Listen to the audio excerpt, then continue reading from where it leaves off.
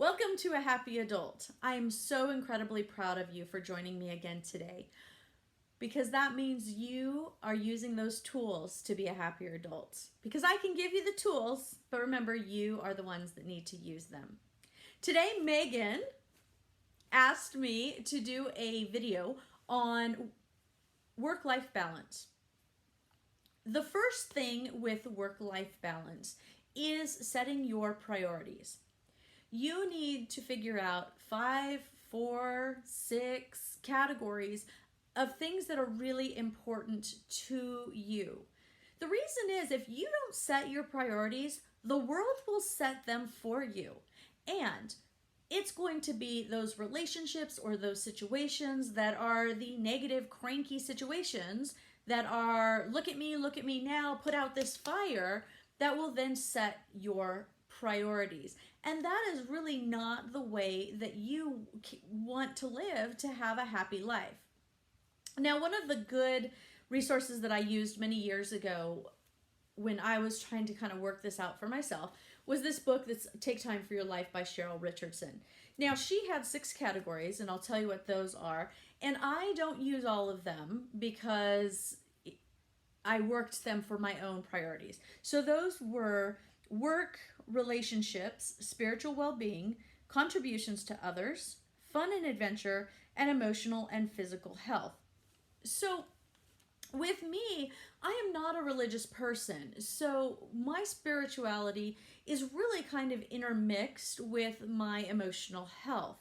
So I got rid of that category altogether. And then contributions to others is really linked with my work because I work in a service industry.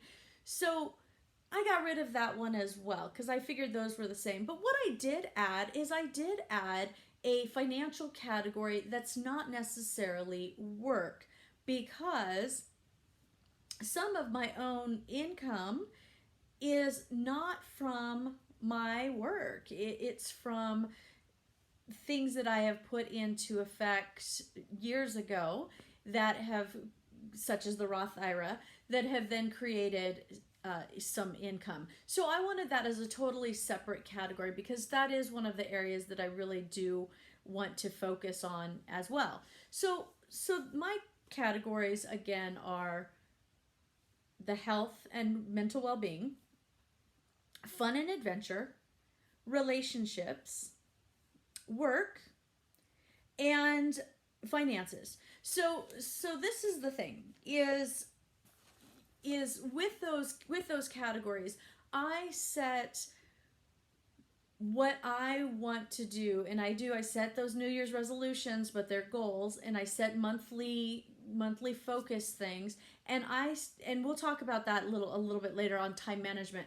But I set those priorities, and that's where I go with anything that I do, anything that I pick up on. Does it fit in those categories? So one of the things that you really need to do is communicate when you get your priorities, communicate with the people in your home that love you and need your time. So for example, when my son was young, I would ask him, when he had an event or whatever, I would say, is this important? Is it important that I be there to that event? And sometimes he would say, yes, it's important. Sometimes he would go, I don't care. And sometimes he would go, no, it's not important. And so from there, I would then figure out what I was going to do. So for example, when he went to soccer practice, it was important for him to get there, but it was not important for me to watch his soccer practice the whole time. He didn't care. He liked me at the games, but he didn't really care about the practices. So while he was doing soccer, I would walk around the field and get in some of that health time. So that's really communication with the people you love, really key. This is going to blow your mind, okay? This is going to be, if you take nothing else away from this, this is what you should take. It's okay to say no. When somebody asks you to do something that takes away your time from one of those priorities, it's okay to say no. So you're going to focus on these two things, and you're going to practice, and you're going to practice and practice and practice until you get these down. The first one. That sounds really great, but I'm focusing on my mental health right now. I'm focusing on my family time right now. I am focusing on my work right now. So that way people can't like suck you away from those things that are your priorities. So that's only if it's something that is not, maybe is a good thing. Maybe like volunteering to be a team mom or something. That maybe is a good thing, but is not your focus right now. And that's what you say. So again, practice it. That sounds really great, but I'm focusing on right now. Okay?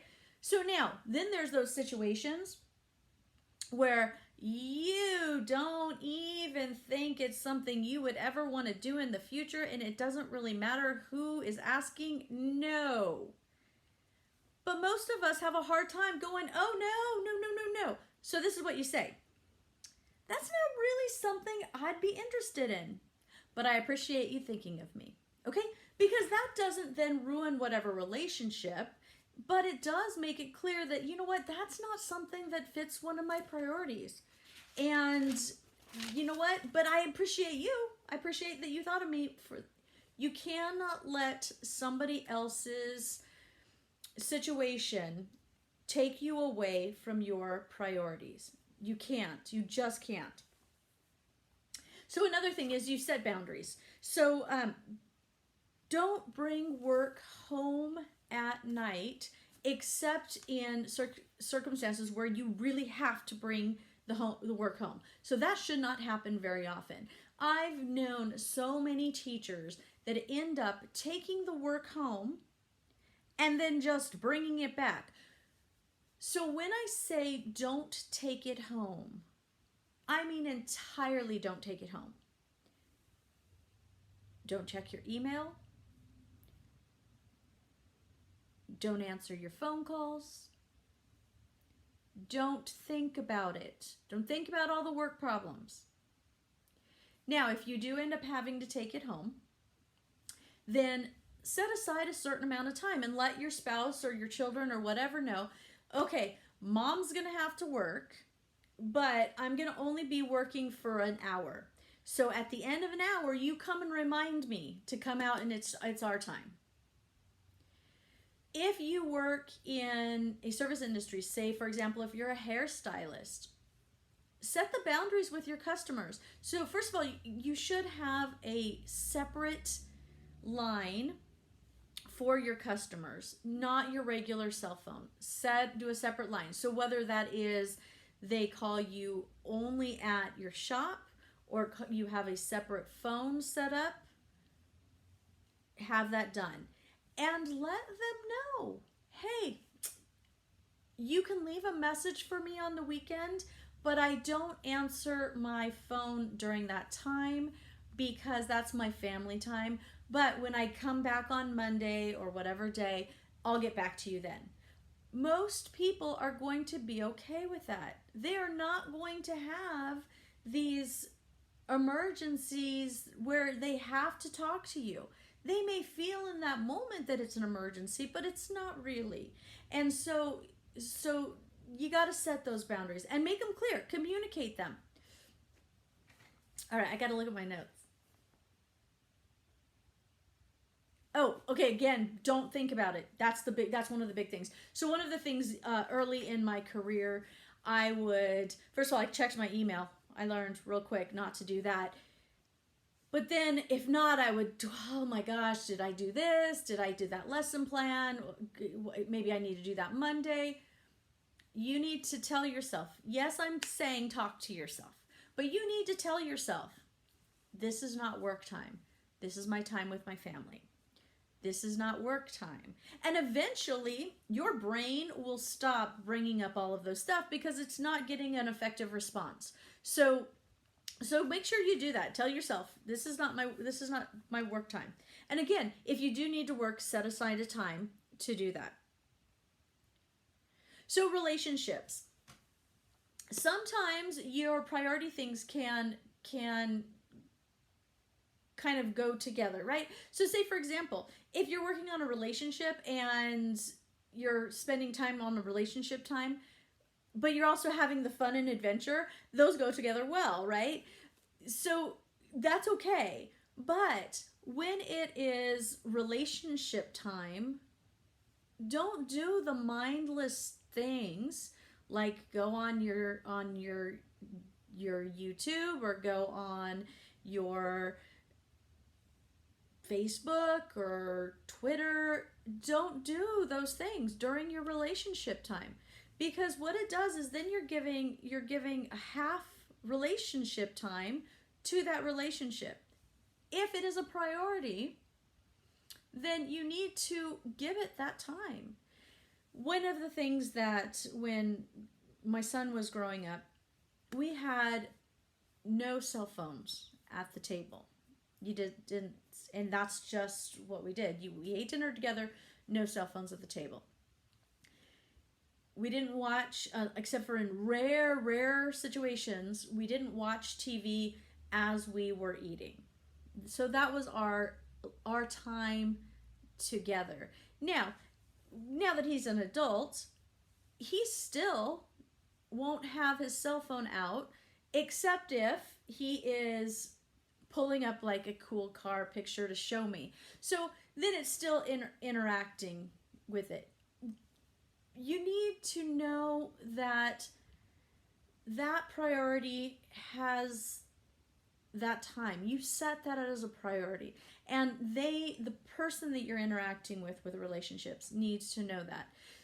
On the other hand, though, when you are at work, and if you are at work and you have people constantly coming to try to chit chat with you, and that gets into the way of your work, if that person is important to you and you really do want a relationship with that coworker, then instead of chit chatting with them and communicate with them and say, look, right now I need to get this report done, or I need to get this done, or can we have lunch together? Can we do that? So then you're not giving halfway time to both of them. Your priorities, not mine, not somebody else's. Make sure it's stuff that is important to you. So one of the areas where we have a tendency to just, it's a priority, but we don't really ever do the priority, is our own physical and mental health. I'm all about self-care. But self-care has turned into this, hey, buy yourself something. Hey, do this. Buy these things. That's self-care. No. So you need to make sure that you are taking care of yourself so that you can take care of others. The way to taking care of yourself does not necessarily mean going and buying stuff. It may mean taking time just to sit out in nature and relax and look at what's going on in your yard. It may be time to read. It may be time to just meditate. It may be time for physical exercise. That's the way to take care of yourself, not just go buy bath beads or bath bombs or whatever. Now, would a nice soothing bath be nice? Maybe. But make sure it's what soothes you, what soothes your soul, what works your body, not just what you've seen on TV or on YouTube or wherever. So in the future, just so you guys know, I hope this was helpful for you for work-life balance. In the future, I will be doing a video on basic time management type of strategies. and being able to be really productive during the times that you are working, whether it's working on your actual job or working on other things that you want to accomplish. I am so glad you guys joined me. Thank you for joining me today. And remember that you have the strength to handle anything that comes at you this week. Sending you much love.